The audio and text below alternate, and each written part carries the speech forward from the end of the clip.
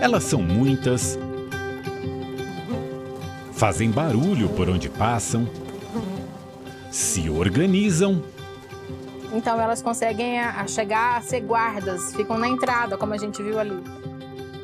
Causam também um certo medo nas pessoas. Então vai lá. Eu posso botar? Pode. Meu medo me impede. Ó. Ela não vai te chatear em nada. Mas o que quase ninguém sabe é como são importantes para a manutenção da vida como a conhecemos. Das plantas que nós colocamos no nosso prato para comer, 30% delas, pelo menos, dependem exclusivamente das abelhas para serem as polinizadoras. Nossa equipe viajou até Manaus para conhecer de perto as abelhas melíponas sem ferrão. Estamos no INPA, o Instituto Nacional de Pesquisas da Amazônia. Quem nos guia por aqui é a Gislene Carvalho. Desde 2002, ela coordena o grupo de pesquisas em abelhas. Mas a gente basicamente trabalha com a Melípona interrupta, que é essa espécie nessas caixinhas verdes que vocês estão vendo aí. O nome comum é Jupará e o nome científico é Melípona interrupta. E a outra espécie, que é aquela ali, dessas caixinhas marrons, que é a Melípona seminigra, conhecido como jandaíra. Talvez você já tenha ouvido falar do mel da jandaíra da Amazônia. Você sabia que as abelhas não enxergam todas as cores? A princípio, todas elas eram para ser verde, tá? Porque verde é a cor que a abelha enxerga. A abelha não enxerga todas as cores. Vermelho, por exemplo, ela não enxerga. Amarelo, verde, um azul mais clarinho, geralmente ela enxerga. Olha a rainha, bem aqui. Aqui, as abelhas são criadas em caixas para serem estudadas. Mas eu vou abrir lá embaixo para vocês verem. Cada caixa tem em média de 300 a 500 abelhas. Basicamente, a gente estuda a biologia genética dessas abelhas. E por que estudar a biologia genética? Porque a partir da biologia das abelhas, a gente entende como é que elas se nidificam, como é que é a família delas, o que que elas comem, o que que elas precisam. Olha! Ao final das contas, a gente quer mostrar a importância delas e quer ajudá-las a se manterem de geração após geração. Quando estão na natureza, as abelhas sem ferrão constroem suas colmeias na parte oca do tronco das árvores. Cada casa chega a ter de 100 mil a 120 mil indivíduos. E não pense que dentro da colmeia todas fazem a mesma coisa ou todas produzem só o mel. Cada abelha tem uma função e um trabalho a executar. As guardiãs ficam na entrada da colmeia e constroem esses tubos enormes para se defender dos predadores. Uma das maneiras dessa abelha se defender é com a própria cabeça. Se a gente ficar enchendo muito aqui a entrada, a tendência dela é juntar 2, 3 abelhas e formar uma cabecinha do lado da outra e fazer uma parede de cabeças, impedindo que alguma vespa, alguma formiga entre aí.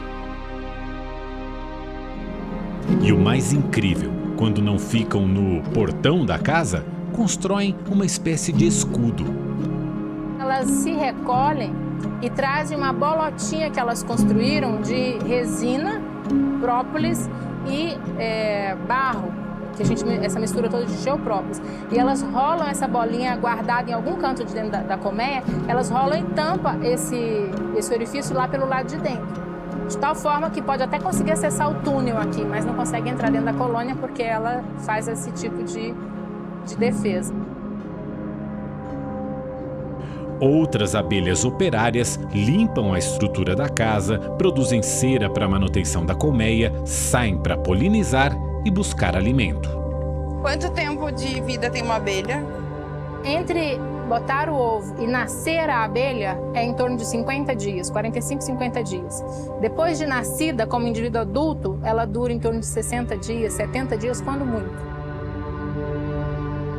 As abelhas e vários outros insetos, as vespas e vários outros insetos, são o principal mecanismo de polinização. Então, essa imensa biodiversidade, grande parte das plantas necessitam a polinização das sementes e das flores, para poder aquela planta crescer. Não teríamos a maior biodiversidade do mundo se não tivéssemos essa grande quantidade de insetos polinizadores, as abelhas principalmente. E um dado estarrecedor: se as abelhas não existissem, teríamos 30% a menos de alimentos no prato. Das plantas que nós colocamos no nosso prato para comer, 30% delas, pelo menos, dependem exclusivamente das abelhas para serem as polinizadoras. Então, significa que 30% a menos de coisa você comeria. Mas é claro que a gente está pensando nas plantas. Se você pensar, mas eu como carne, né? Então, eu não preciso da planta para comer, eu posso me alimentar de carne. Só que o gado, o bovino, o ovino, a carne que chega ao nosso prato, basicamente esses animais são alimentados com as plantas que as abelhas que fizeram a polinização. Então, assim, é um efeito em cascata, diria. Né? E se a gente pensar em outras coisas também, por exemplo, vocês voaram até aqui de avião. O avião tem rodas. Vocês vieram até aqui de carro. O carro tem rodas. Esse látex vem da onde? Essa borracha vem do látex. E o látex vem de exudar de uma planta. E uma planta, que é a seringueira, que é polinizada por abelha. É ótimo a gente falar da abelha, porque a abelha traz um elemento que hoje em dia está começando a ser valorizado, que são soluções baseadas na natureza. E o que mais a gente precisa de soluções baseadas na natureza para todos os nossos alimentos do mundo é polinização. Então, preservar as abelhas é fundamental para a agricultura do mundo inteiro.